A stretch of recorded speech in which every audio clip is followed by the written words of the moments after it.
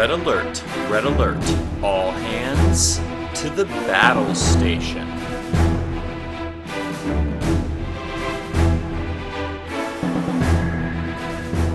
Hello there, everyone, and welcome back to another episode of Battle Station. I'm your host, Tucker, and today, at long last, we have a new ship to explore. If you haven't already heard, the USS Grissom preview went live Thursday on StarTrek.com, and I'm here with the build to help showcase it, along with new cards from the upcoming OP Chronological Chaos. Before we get there, though, let's take a look at the USS Grissom. It's a unique Federation Oberth class with 2 attack, 3 agility, 2 hull, and 2 shields. Its upgrade bar shows evade, target lock, scan, and it can carry 2 tech and 2 crew upgrades. The Grissom only has a 90-degree forward arc, but its maneuver dial features green 1 and 2 straights and banks, white 2 turns and comeabouts, as well as 3 straights, banks, turns, and comeabouts, and no red maneuvers at all. Its unique ability follows the new templating and reads, when the ship would be destroyed, the attacking ship must discard 1 crew upgrade. If it can't, place an auxiliary power token beside it. All of this together costs 14 points. A cost which, if you haven't heard, is no longer tied directly to its stats. The Grissom's advantages include a good upgrade bar combined with a generally excellent dial and a strong ability. Never underestimate that kind of deterrence ability to play mind games with your opponent.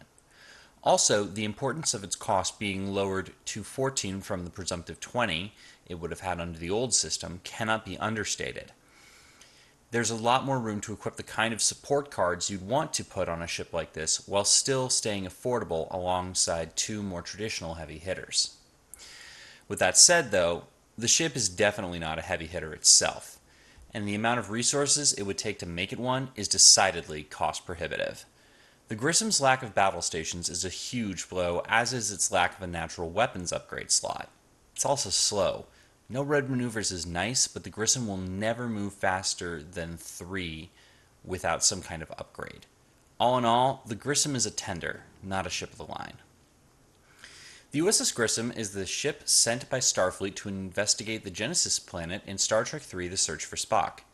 It exists primarily as a reason for Saavik and David Marcus to be present for the events of the film, as its only other role is exploding spectacularly when shot at by the gunner of Klingon Christopher Lloyd. Obviously, since it's a preview, there's no competitive history here yet, but I don't think it'll be long before the Grissom starts making waves. Let's get started with it. I'd already been building a list for this episode designed for a support ship, and the Grissom slots into it nicely. It starts off similar to what we've seen before with recursion. The main combo here isn't terribly new, but we'll be giving it a twist down the line. Still though, we're going to start with a card almost every recursion build start with, Weyoun 6. Weyoun 6 is a 4-point, 6-skill Dominion captain who reads, disable Weyoun to prevent one of your crew upgrades from being disabled or discarded this round. Using Weyoun to recur crew is a time-honored attack wing strategy. Here's the new twist though, the new resource from the Chronological Chaos OP called Captain's Chair. Captain's Chair is a 3-point resource that reads, this card can only be assigned to a ship that has a captain with a printed captain skill of 5 or higher. Activation phase.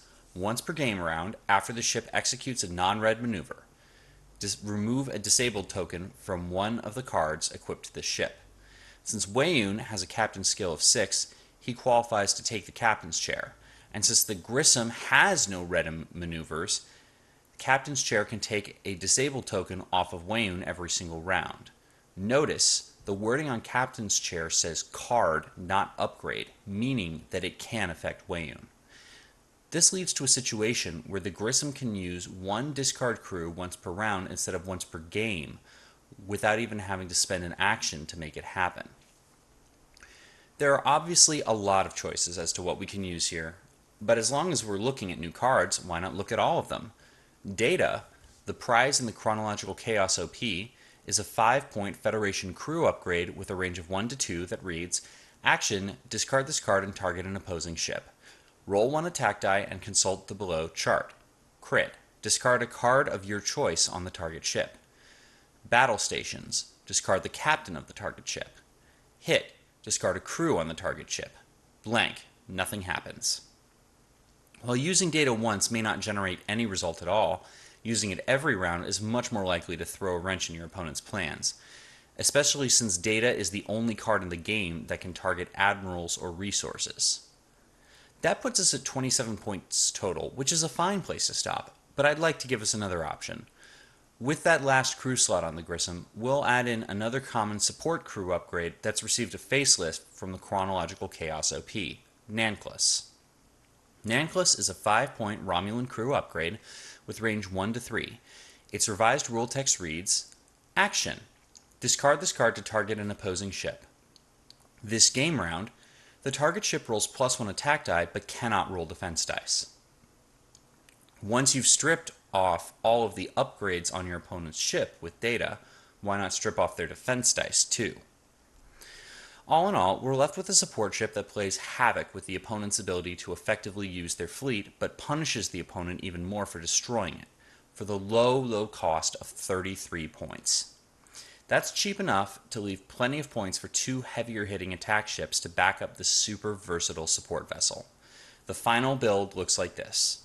The USS Grissom at 14 points, Wayun 6 at 5 points with faction penalty, Nanclus at 6 points with faction penalty, Data at 5 points, and the 3-point resource captain's chair for a total of 33 points. I hope you enjoyed today's look at a new ship in the attack wing line, as well as the rewards from the upcoming Chronological Chaos OP. If you did, please let me know by leaving a good review on BattleStation's iTunes page. You may also reach me by messaging the BattleStation Facebook page. I'll see you next time, but for now, stand down red alert and secure from BattleStation.